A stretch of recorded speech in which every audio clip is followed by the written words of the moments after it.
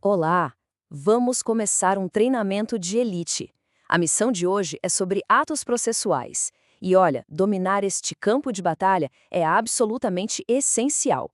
Para ser aprovado na DPU, entender essas regras do jogo não é só uma vantagem, é decisivo. Certo, atenção ao nosso briefing.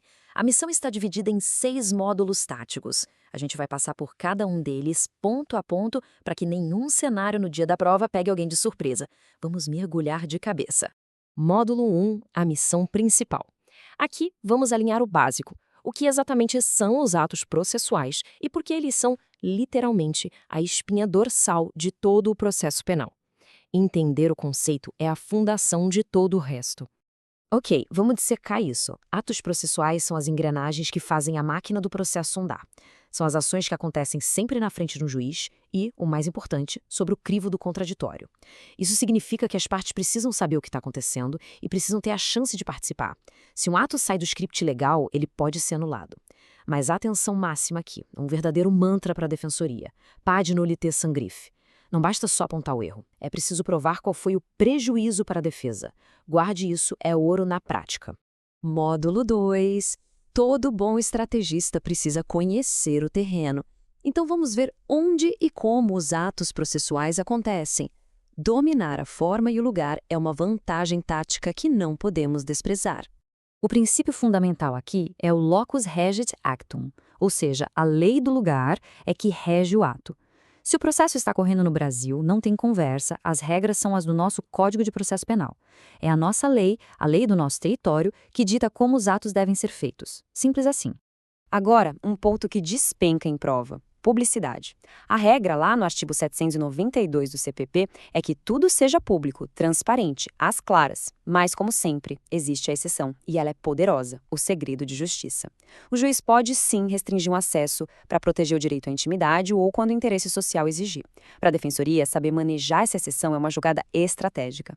E onde esses atos acontecem? Bom, a base de operações, o padrão, é na sede do juízo. Mas, como em toda operação, existem exceções táticas. Por uma questão de necessidade, um ato pode acontecer em outro lugar, sim. E, claro, não podemos esquecer das cartas precatórias, que é o instrumento que a gente usa quando um juiz de outra comarca precisa realizar um ato para a gente, como ouvir uma testemunha. Flexibilidade é parte do jogo. Módulo 3. Agora, foco total. Este é talvez o módulo mais crítico da nossa missão: o cronômetro. No nosso trabalho, errar um prazo é simplesmente fatal. Dominar o tempo, a contagem, as regras, isso não é uma opção, é uma obrigação. E aqui está a primeira grande armadilha de concurso, onde muita gente boa tropeça. A contagem de prazo penal de direito material é diferente da contagem de prazo processual penal. O prazo penal, como o da prescrição, inclui o dia do começo.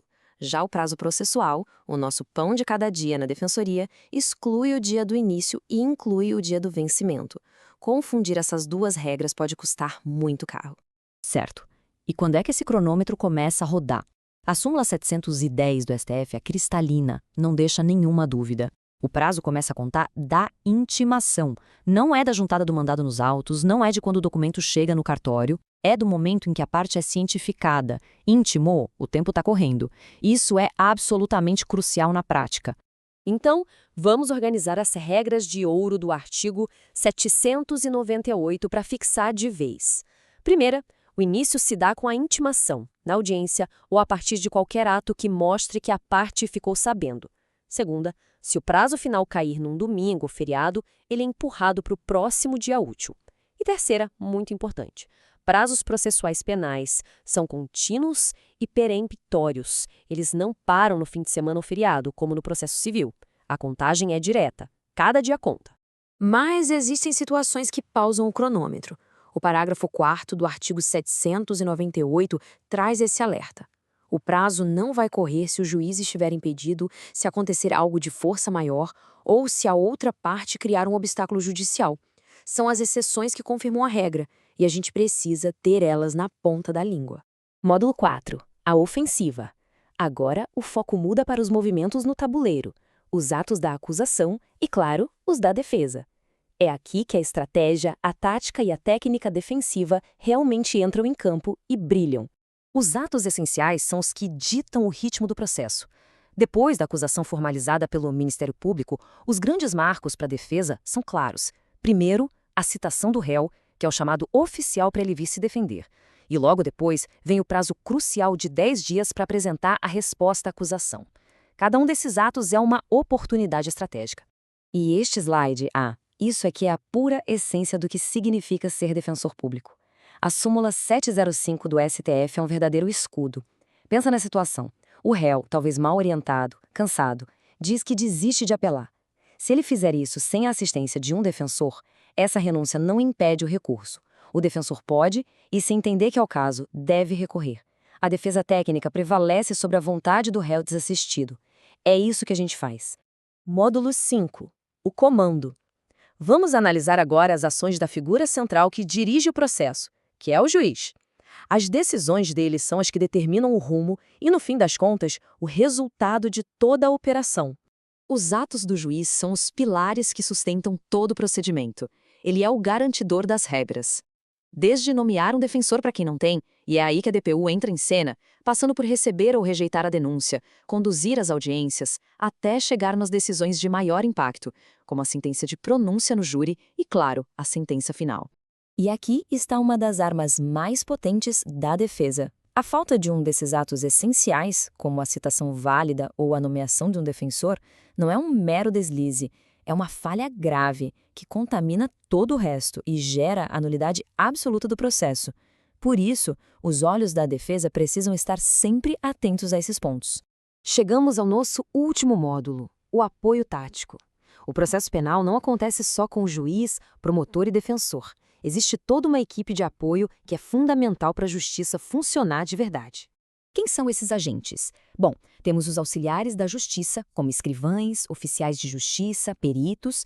Eles dão todo o suporte técnico e logístico. E temos também os terceiros, como as testemunhas.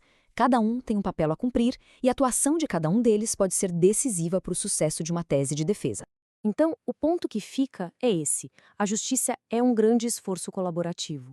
O processo penal é complexo demais para depender de poucas pessoas. Ele exige que cada um desses agentes cumpra a sua função para que a gente tenha um procedimento regular, justo e principalmente efetivo. Missão cumprida. Nosso treinamento intensivo sobre atos processuais está concluído. Dominar esses conceitos é sem dúvida um passo gigante na preparação. E vale dizer que este aprofundamento foi uma sugestão do pessoal do perfil @oconcurseiro-de-fé, uma comunidade que tem a missão de apoiar quem estuda para concursos. As fontes que utilizamos para essa análise estão aí na tela.